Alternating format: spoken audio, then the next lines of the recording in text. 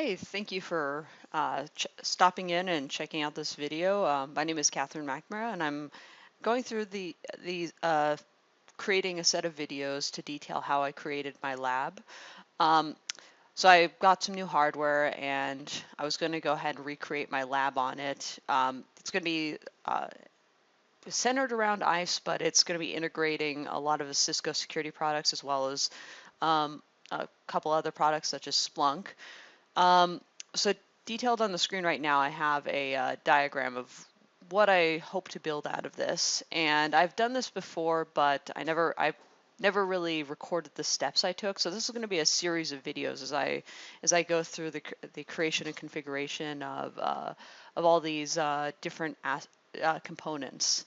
So the big thing is the only hardware I have in my lab right now is a server, um, two switches, and the reason why I have two switches is more for my use. If you were going to replicate this, you would only need to have one, but I do testing and beta testing and other things inside of my own business unit. So I have a separate switch and wireless access point that I go ahead and configure and use for those purposes.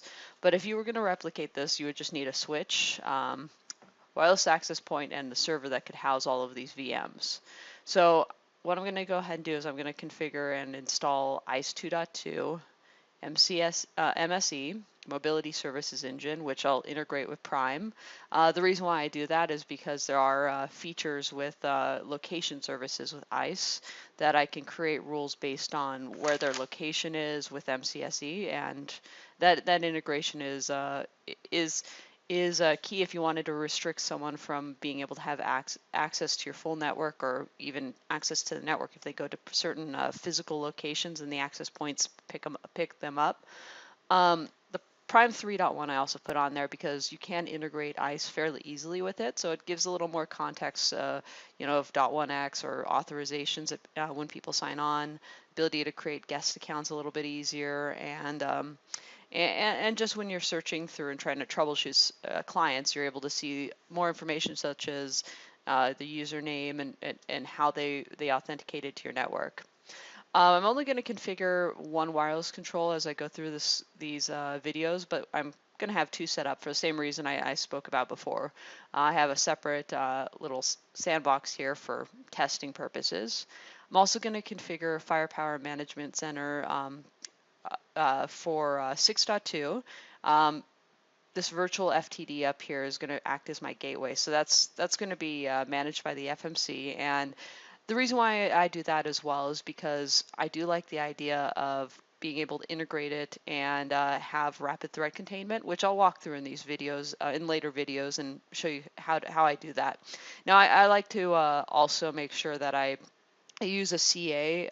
I usually just use Windows because most of the time in real life or production, you're going to be using a CA anyways.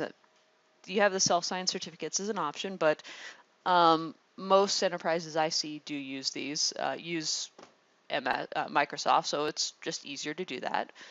Another thing I'm going to do in later videos is set up my flow sensor for StealthWatch management console, and a flow collector, and have flow information from both of these switches being sent there.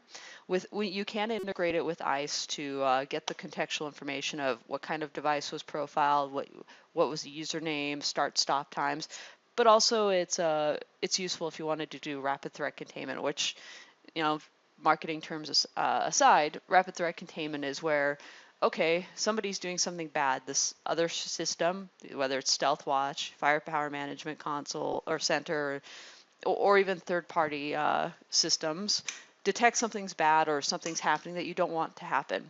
Instead of you having to trigger an alert on that or and go manually do something, ICE gives you the ability, or that rapid threat containment through PXGrid, which is an API that ICE has open to other third-party components, allows you to dynamically change their access down at the access layer through ICE. So that threat's essentially contained. So even if your firewall's blocking something, you can't have this anomalous or bad host on your network spreading, malware or something else, because ICE has limited their access and kind of limited the scope of that attack. Another thing I'm going to install is Splunk. I have access to the free license, and they give trials for this, but you can definitely download it for Splunk Enterprise for free. I recommend installing it on Linux because my understanding is that the encryption required for and the certificate information required for PXGrid can only be done on Mac OS or Linux, basically something with Linux on it.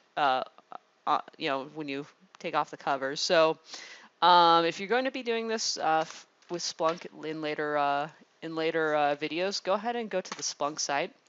It's splunk.com, and download free Splunk. It's a trial. It's only for a limited amount of storage, but it's good enough to test out. And also I'll have my Web Security Appliance in there as well.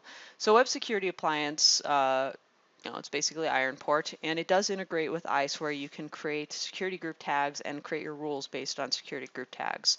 So I'll go ahead and walk through how that's done in later videos. And for my router, I like to use a CSR 1000V. This is essentially the same iOS as what's sitting on an ISR 4K. Reason why I use that is because this is more for the StealthWatch component. You can do some performance net flow with NVAR2, where I can gather a lot of information about URL, SSL certificate, common name, and all sorts of stuff from NVAR2. So it's really great to have that there. And the last little component of this is my VPN user. So this guy will be a VM that will be sitting on a VLAN that shows as outside my firewall, and that will be used for VPNing in. So again, I use that for just showing that ICE with VPN. And actually, I did forget to put one thing in here. I'm gonna actually put an ASA. I'll probably change this around a little. I'll put CSR up here, FTD back here, and probably an ASA right here. Reason being is because right now, for remote access VPN, it's just I can do it on the CSR, but for posturing all that stuff to hand it off to ICE, it's just easier to have that right here on an ASA. So this is just kind of level set with you, kind of how I'm starting to build my lab. One other thing, so I had a BYOD guest device. That's actually changed to a Windows PC, but it will be a guest PC. The way I do this, and again, I don't like to have a lot of different pieces of hardware sitting in my lab if I can avoid it. It's a lot to manage. If something gets disconnected, powers off, it's really hard to get back on or have to drive down. So a lot of this, the simulations of a PC plugged right into a port, doing wireless, is really utilizing something in VMware called NIC pass-through. So if you wanted to configure that before you create any VMs, because it does require a restart of the ESX host. So you just go to Advanced Settings real quick and click Edit, and then make sure what I did is I installed a 4-port NIC card just for additional ports and enabled pass-through. And I also grabbed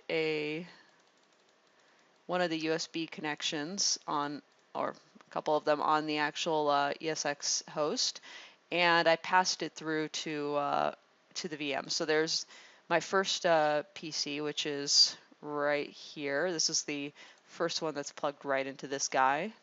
And when I deleted all the network adapters, because those are actually going to be vNICs, and you don't want that. So what I did is I added a PCI device, and it lets you choose which pass-through device to use. In this case, it was port 3. And the same goes with this guy. This is my second one that's attached to the second switch for testing purposes, and again, it's a different port. Now for my guest PC, I made sure it didn't have this guest PC had no NICs, and it's just passed through for the USB component. So right here, and if I open up the console to it, you'll see what I mean. The reason why you want to use NIC pass-through also for testing things like ICE is it's if you try to do that where you're even if you're dedicating a port on a vSwitch, you have to pretty much shut down both the port on the physical port and the NIC from the console, and then bring them back up. And even then, it still gets a little buggy to trigger .1x. So this is just easier because if I turn off the NIC inside the VM, it physically turns off the port. It's not virtualized at all. It's literally that one port belongs to that VM. Same with this USB stick. If I went in and plugged something into this USB stick, it wouldn't affect anything else on the host except this VM. So as you can see here, I see that this USB this little USB wireless dongle is passed through his host, and any SSID I create will go right through. Will be seen right here because it's literally sitting next to the VM. So just wanted to go ahead and start this video level set where what we're going to be configuring today. And this is going to be, again, a series of videos, but I'm going to start with the basics, configure my AD, configure ICE, and then we'll expand to the other products.